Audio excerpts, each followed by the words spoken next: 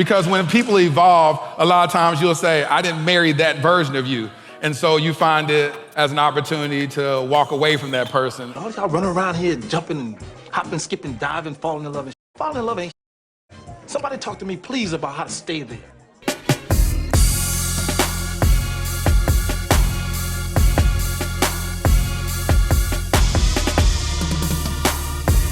Welcome to the J&O Show, where we talk about things that we were never told. I'm Jay. And I'm O. And now you know. What up, y'all?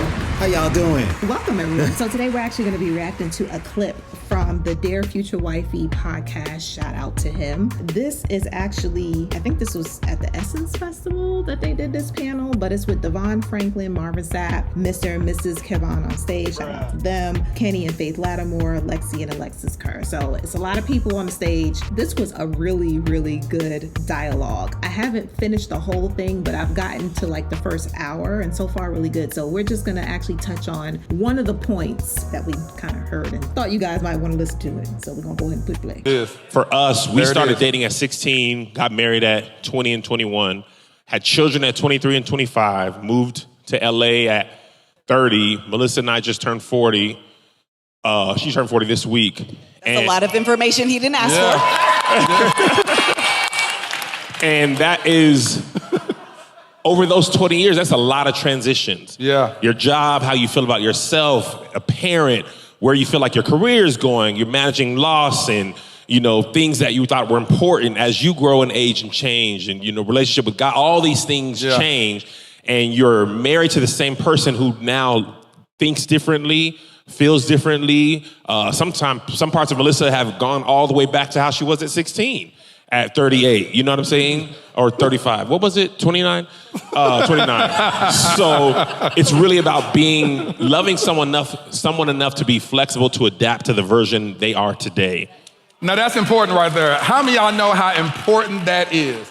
Because when people evolve, a lot of times you'll say, I didn't marry that version of you. And so you find it as an opportunity to walk away from that person, and that's very deep. Yep. Yeah, I think, like I said, life transitions happen. And some are big like kids growing up and, being born and then being teens. So much of your life was devoted to like changing them and stuff. Now, as long as the Wi-Fi's on and their phone's connected to Postmates, they don't really need nothing. So, who am I as a parent now? That stuff starts to change. Yeah. As you age, your career is very important to you, especially if you identify with your career and like your success. When I lost my job, the confident Kevin Melissa knew was gone. I was like, oh my God, I'm not good at anything. I'm not bringing in no income.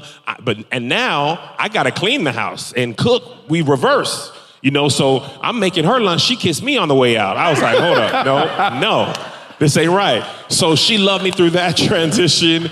And I think and here's the thing I'll say, even if it makes me bad, or makes me look bad. There was a version of Melissa that was easier to love because it didn't challenge me as much, right? Hold on. You gotta let that settle. Hold on. All right, wait. I feel like it was going too far. They was about to get into something else that's a whole nother subject. Ooh. I didn't know if you wanted to start first on what he said or not, since you're the one who found the clip. So shout out to Kevon on stage, Kevin and Melissa, Marriage Be Hard. Shout out to their podcast as well. You often hear people say, oh, you changed. Or sometimes you'll hear friends or family, they'll be like, oh, you've changed. Not your spouse necessarily telling you you've changed, but you hear other people telling you changed. I always wondered, are you supposed to say the same? Is change necessarily a bad thing? I mean, I guess depending on the way they change, if it's not necessarily for the better, if it's negative, I guess, okay. Then I can understand people saying that. But I think for the premise of our channel, as far as like, us trying to get people together who trying to be married and stuff like that, or be in a long, healthy, lasting relationship, change is inevitable. I am inevitable. You are going to change as long as you living and breathing, because every day you're growing wiser, not older, wiser, hopefully. You're growing wiser. So you're going to change. There's different things that you're going to learn about yourself, that you're going to learn about your spouse, that you're going to learn about life. So hopefully you are taking the things that you learn and you're applying it to your life, and that you're changing for the better. But I thought that was so key what they touched on, because I don't think that's something that people think about when they get together, when they get married, like this person is not going to necessarily be the same person in the next decade or 2 or 4. They're going to be completely different people. And you have to figure out, like, does this person have the core? Do they have certain core qualities and characteristics that I can rock with through those changes? Can I love this person through those changes? Because they're going to come, regardless of whether or not you're ready for them. For sure. Yeah. So look, what had happened was, Jermaine. Now you know when somebody start off the conversation. What happened was, like that. Jermaine used to be. All that. I was an artist. I've told y'all that on the channel. You know, this might be our first time, so I'm gonna give my hand. You know, I was very proud of my little artistic part, you know, my little doodling and stuff. And that meant that I was very connected to how I felt my emotions, and I expressed them. I used to write poetry. I had the nerve to grow up at the time when Love Jones dropped, and it was popular. I can't believe you f***ed him on the first date. How? You know, everybody was walking around talking about Nina. My love really reminds me of, you know, R. Kelly was on the radio before he, you know, everybody found out what he really be doing. You know, talking about, you remind me of my G. I don't know why that was weird, but somehow he made it a hit, you know? So R&B was at its height. It was very popular to want relationships. People fell in love with the idea of being in love. And I was dead in the middle of that, y'all. I was all emotional and stuff. I was the disturbed little dude over in the corner wearing all black, sketching in my sketch pad and stuff. You know, that was me. Then I started playing drums because I went to school for the art and all of that other stuff. I took it really seriously, started playing drums. Then I started doing music. And now my wife be like, I like a poem. I would like a poem. It'd be nice to get a poem.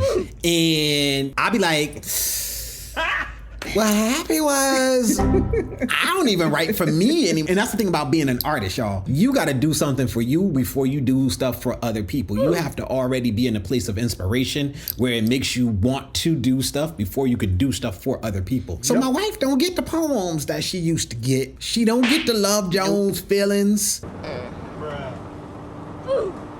Mother don't even write really long text messages expressing the ways in which I love her.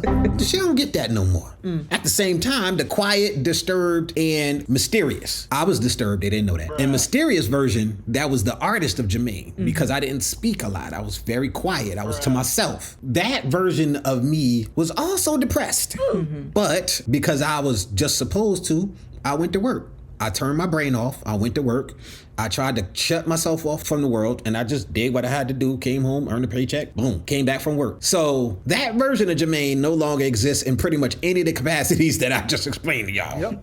I ain't drawing nothing. I'm finding a hard time sitting down to produce music. I set up my drum set, played it 2 weeks in a row, haven't touched it since. Don't write no poems, but I'm also not depressed anymore. In so many ways, I'm very different than what I used to be.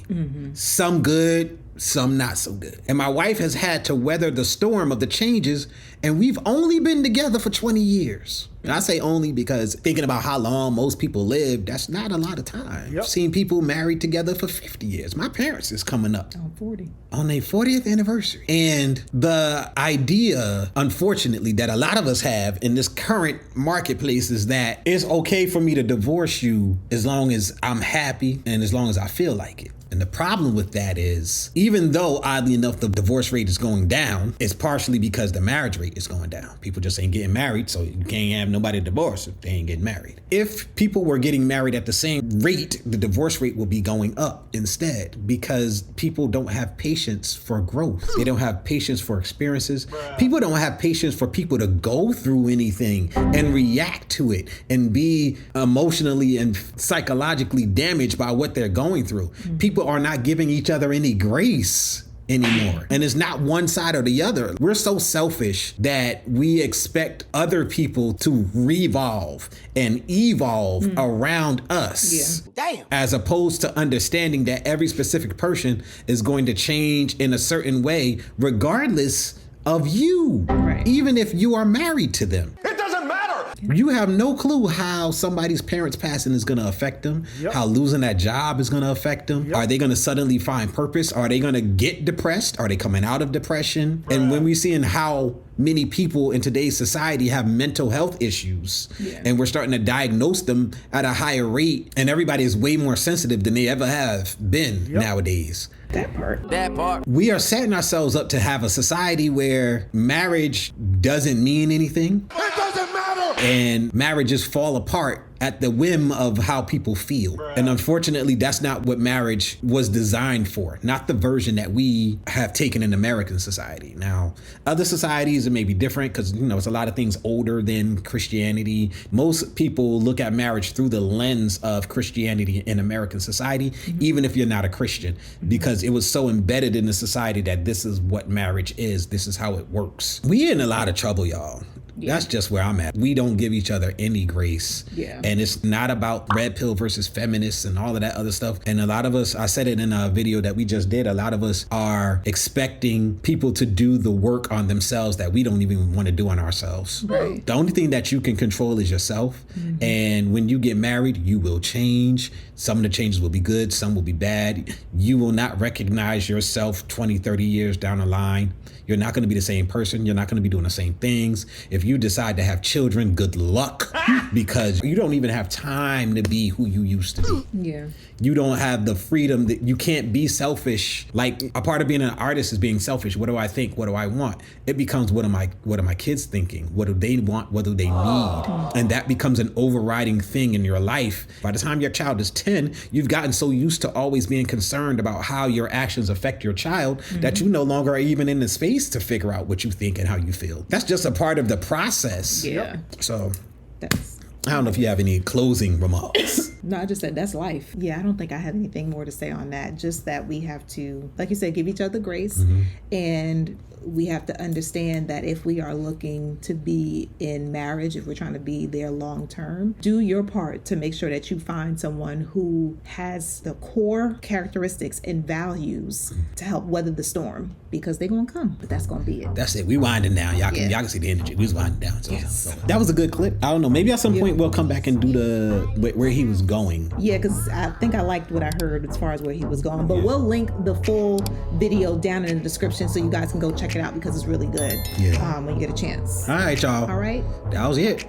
Till then. See y'all next time. Till then. Till later. Y'all know what we're trying to say. Deuces. Peace. Press the off button.